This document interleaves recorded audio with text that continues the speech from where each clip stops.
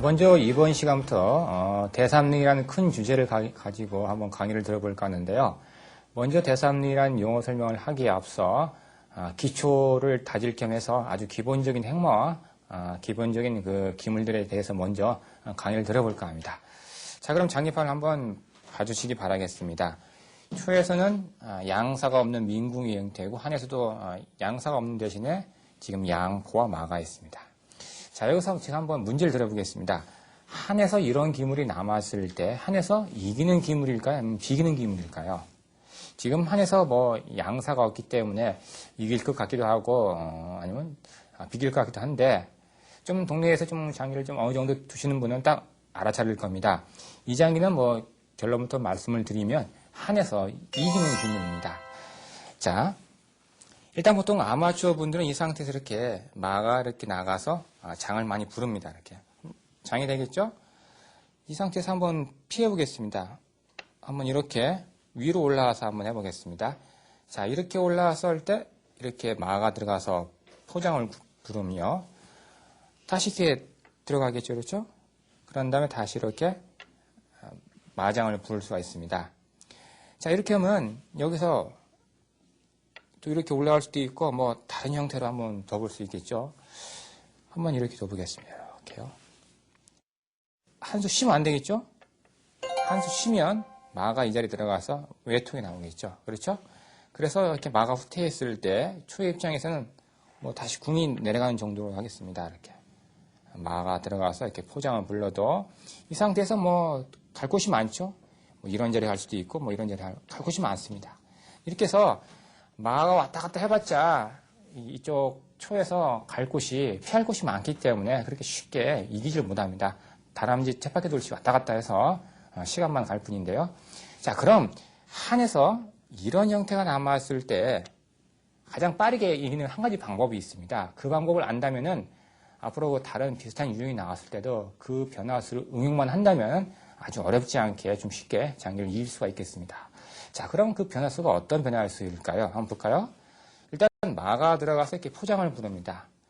그러면 뭐 초궁이 이쪽 아니면 이쪽으로 이렇게 피하겠죠, 그렇죠? 뭐 한번 이렇게 한번 피해봤습니다. 이렇게 피했을 때 우선 이 포를 활용해야 됩니다. 이 아래에 있는 하포를 활용하기 위해서 일단 궁을 내립니다. 잘 보세요. 그런 다음에 이 포를 다시 이 자리에 넣고, 즉 이 포가 이쪽 상대방 2선, 이쪽 중선으로 가야 됩니다. 이렇게. 그러기 위해서는 이제 마가 이렇게 해야겠죠?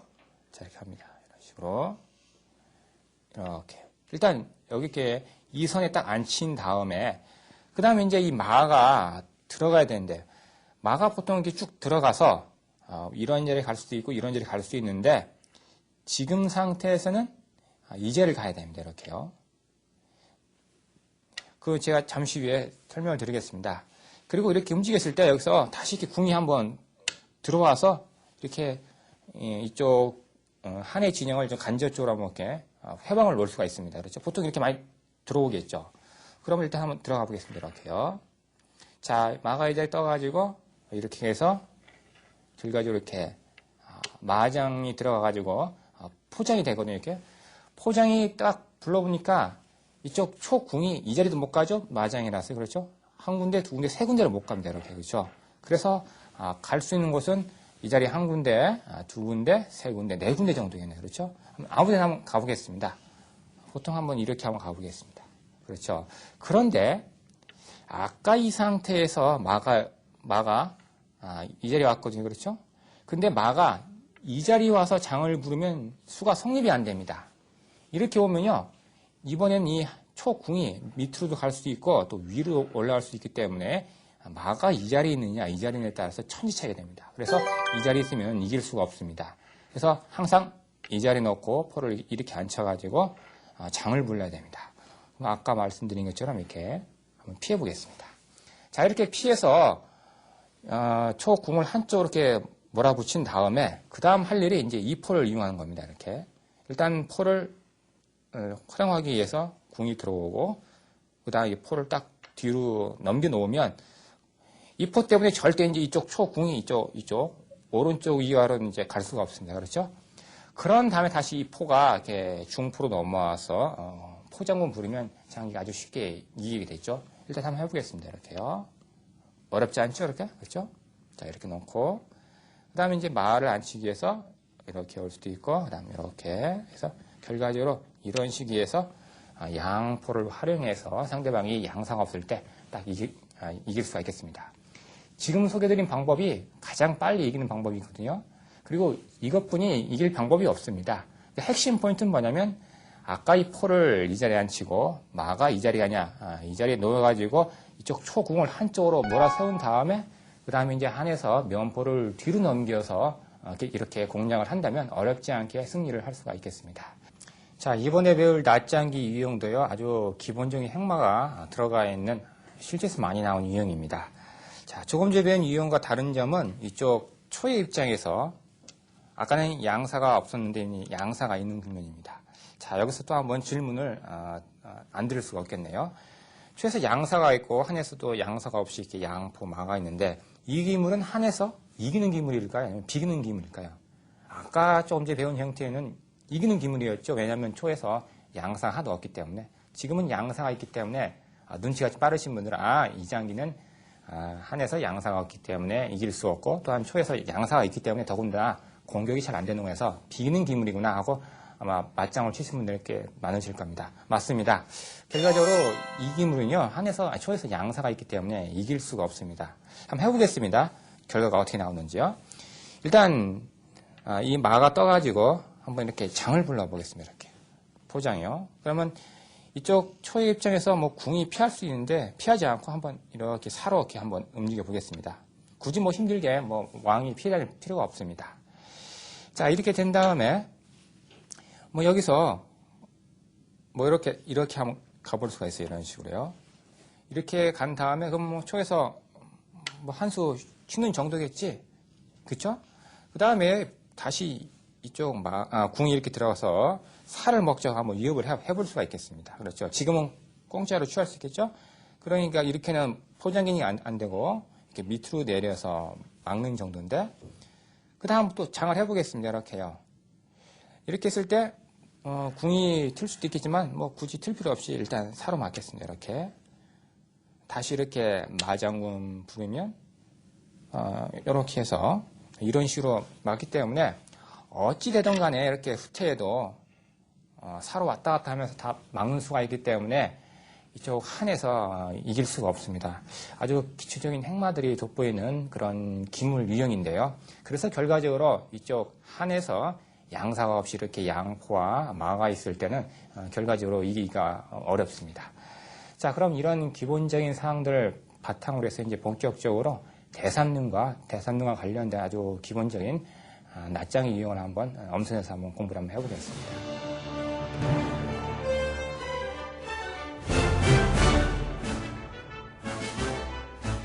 자, 이제 본격적으로 대삼능이라는 용어와 그와 관련된 필수 낫장 유형을 한번 공부를 해볼 텐데요.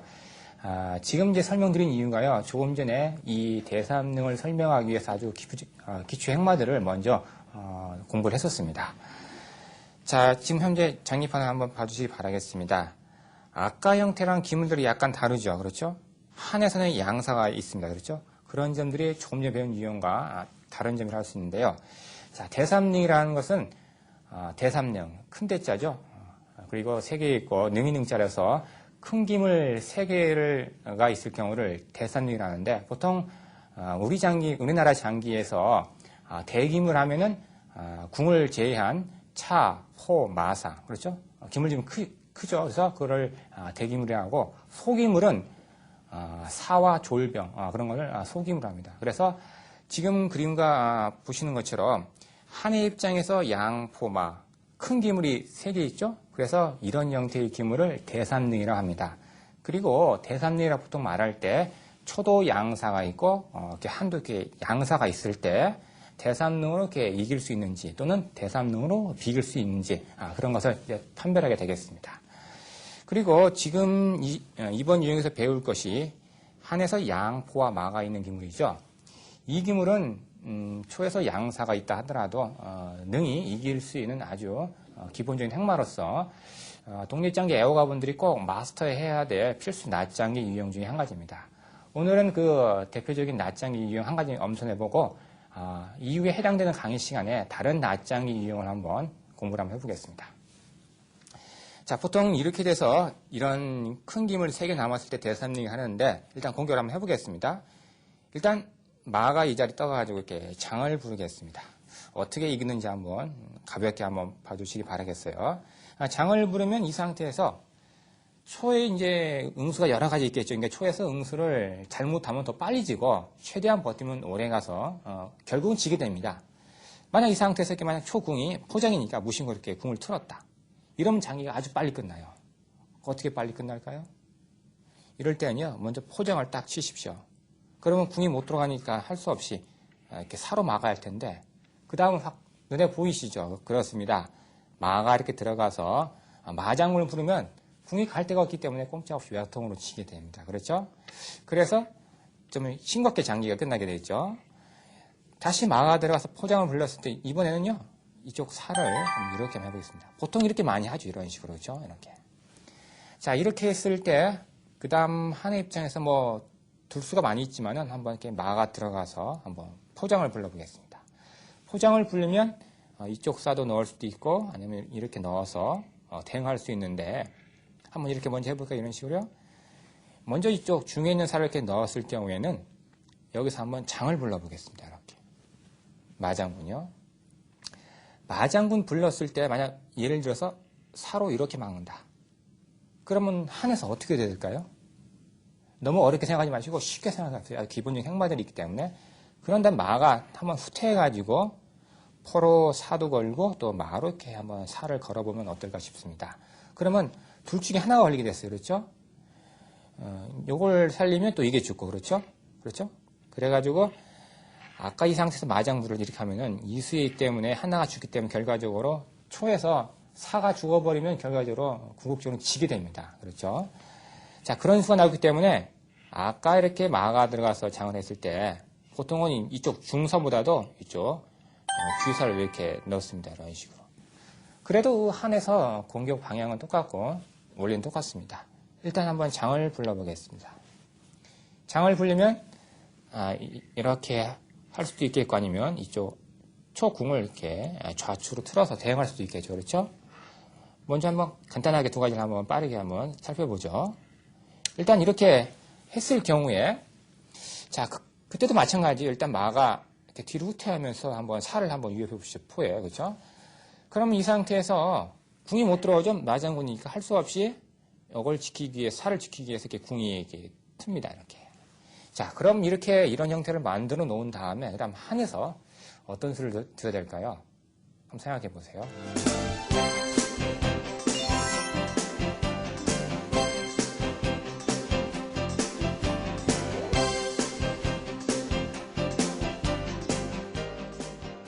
지금 이번 시간이 대삼릉이라는 큰 주제를 가지고 공부를 하지만 대삼릉을 이제 공부하기에 앞서서 아주 기본적인 행마들이 많이 나오기 때문에 그런 점들에 더욱더 신경을 써서 이번 강의를 한번 집중해서 한번 들어보시기 바라겠습니다. 자, 이렇게 됐을 때 한에서는요, 일단 한 궁을 살며시 이렇게 트는 것이 좋습니다. 왜냐하면 나중에 면포를 뒤로 넘겨서 공격을 계속 할 수 있기 때문입니다. 자, 이렇게 뒀을 때 만약 초에서 이렇게 살을 넣었다 이런 식으로. 그러면 한에서 어떻게 공격을 해야 될까요? 수가 보이시나요? 이렇게 살을 넣을 때는요, 이 마가 이렇게 뒤로 이쪽으로 이렇게 후퇴하면서 포장을 불러야 됩니다.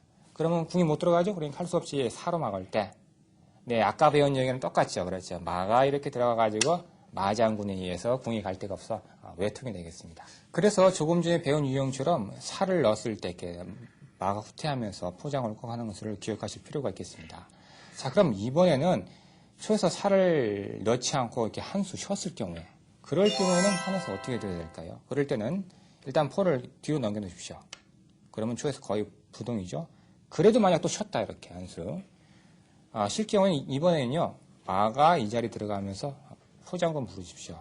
그러면 지금 상태에서는 이수분이 없죠?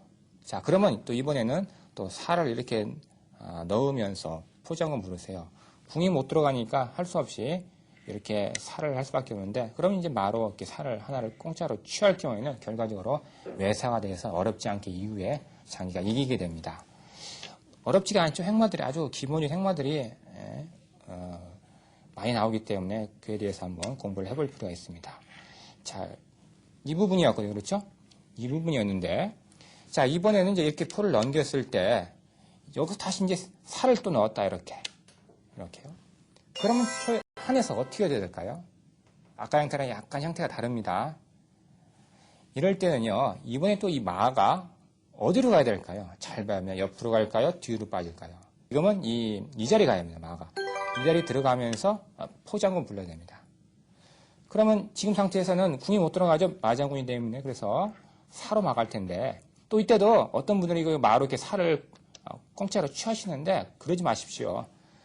취하지 않고 그냥 쉽게 이기는 방법이 있습니다.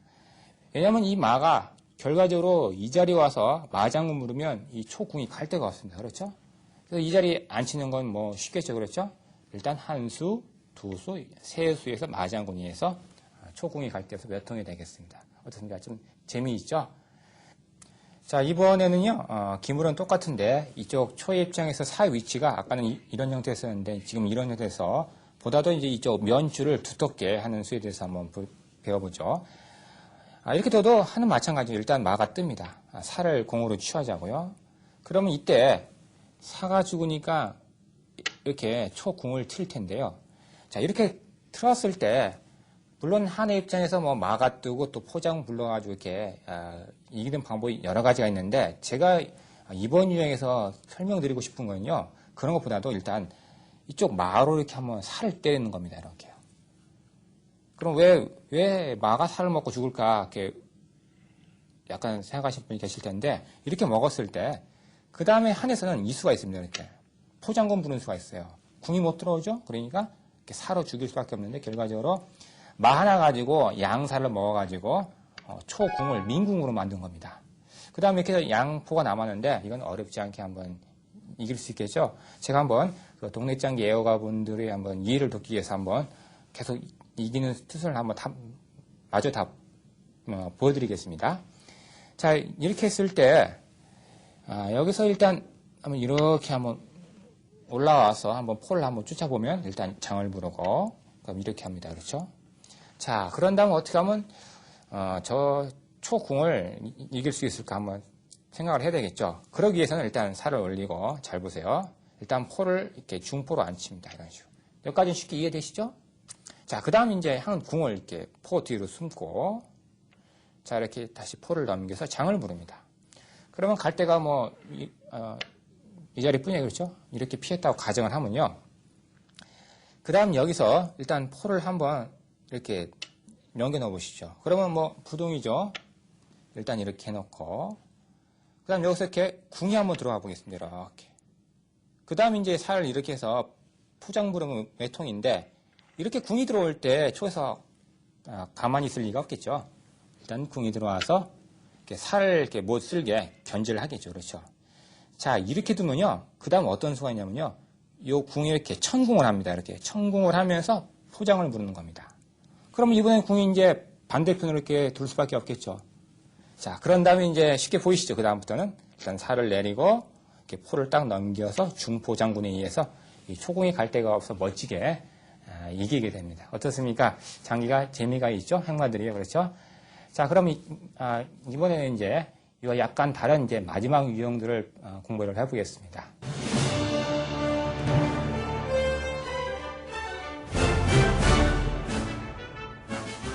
자, 이번에 배울 내용이 이번 시간이 이제 마지막 낮장기 유형인데요. 조금 전에 양포마루에서 대삼릉 기물로 장기를 이겼습니다. 그리고 대삼릉의 큰 기물 3개를 대삼릉을 하는데 대삼릉 기물이 무조건 이기는 게 아닙니다. 어떤 기물은 비기는 기물도 있기 때문에 그 이기느냐 비기느냐를 정확히 판단하는 것도 중요한 실력이 되겠습니다. 자, 보통 그 대삼릉에서 그 기물 중에 하나라도 포가 들어가 있으면 장기가 보통 이기게 됩니다. 그런데 지금 이렇게 보시는 것처럼 포가 없이 이쪽 한에서는 뛰는 기물, 양마와 상이 남았거든요. 이런 기물로는 장기가 이길 수가 없습니다. 꼭 기물 중에 포가 들어가서 예를 들어서 양포마라든가 아니면 포마마라든가 이렇게 그래서 포라는 기물이 들어가지만 대삼릉이 이길 수 있기 때문에 그런 점들도 마저 알아두시면 유용하겠습니다. 자, 일단 한번 해보죠. 자, 이런 형태 일단 한번 장을 한번 불러보겠습니다. 상장군요. 이렇게 틀면 마장군에 지니까 할 수 없이 이렇게 해야 되겠죠. 그렇죠? 자, 그런 다음에 여기서 이렇게 마가 들어가서 장을 불러보겠습니다. 이렇게요. 자, 이런 형태에서 궁을 한 줄로 만들어 놓은 다음에 다시 한번 상이 한번 이렇게 들어와서 결과적으로 나중에 이 상이 이 자리 떠가지고 이렇게 외통을 한번 노려볼 수 있겠죠. 이렇게 상이 들어가면 얼른 초에서 눈치를 채고서 이렇게 됩니다. 이런 식으로. 그렇죠? 쳐봤자 다시 들어오니까 초에서 적절히 이렇게 응수를 하면 다 막아지기 때문에 결과적으로 뛰는 기물이 3개, 큰 기물이 3개 있지만은 양마 상강 가지는 장기가 이길 수가 없게 됩니다. 뭐 이렇게 하더라도 뭐 이렇게 한수 쉬면 그만이에요. 이런 식으로요. 또 쉬고 이렇게 하면 뭐 이렇게 내려도 되고 이렇게 틀어도 되고 그렇죠. 그래서 이쪽 초궁이 피할 곳이 많기 때문에 이 기물은 절대 이길 수가 없는 아주 쉬운 필수 낫장기 유형입니다. 자, 그럼 이 유형 말고 약간 형태가 다른 유형을 한번 배우고 나서 이번 시간 한번 마칠까 합니다. 조금 전에 배운 유형과 기물은 똑같습니다. 이 기물로는 장기가 비기는 기물이라 했는데, 자, 이런 형태에서는 어떤 수가 나올지 한번 보겠습니다. 일단 여기서 이렇게 마장을 불렀을 때 초의 입장에서는요, 정수가 이렇게 초궁이 이렇게 밑으로 내려가서 이렇게 살을 지키는 수가 정수가 됐는데, 이 상태에서 무심코 이렇게 살을 올려서 막을 경우, 즉 이렇게 실수를 할 경우에는요, 초에서 사나가 공짜로 죽기 때문에 장기가 지게 됩니다. 자, 그런 다음에 일단 한에서 일단 상이 면상이 딱 떠서 장을 물읍니다. 이렇게 장을 불러서 일단 초의 응수를 물어보는데 만약 초궁이 이렇게 옆으로 피하면요, 이쪽 마한테 조리 공짜죠. 그래서 지금 상태에서는 어쩔 수 없이 이렇게 살을 위로 올려서 이렇게 대응을 해야 됩니다. 자, 그렇다면 이제 이번에는 이쪽 마가 뚝 들어가서 장을 물읍니다. 이렇게 그렇죠? 이렇게 양마와 상이 딱 합동 공격을 해서 이렇게 몰아붙이니까 초궁이 마땅히 갈 곳이 없죠. 그렇죠? 이 상태에서 이렇게 피하자니 마가 졸먹고 장을 하고 또 이렇게 피하자니 또 이쪽 사와 이쪽 사가 다 공짜로 걸리죠. 그렇죠? 그래서 이렇게 만약 피한다면 이쪽 마가 살을 때리면 기분 좋게 장을 부르고 뭐 이렇게 했을 때 그다음 마가 이렇게 들어가서 결과적으로 외사가 되기 때문에 이 기물은 아까 종반 이후에 실수를 해서 장기가 지게 됩니다. 각자 한번 그 이후에 이제 변화수 나면 각자 한번 연구를 한번 해보시기 바라겠습니다. 자, 이상으로 해서 이번 시간에 대삼릉이라는 기본적인 용어와 또한 아마추어 애호가분들이 필수적으로 익혀야 될 대삼릉 낫장기 유형에 대해서 한번 공부를 해봤습니다.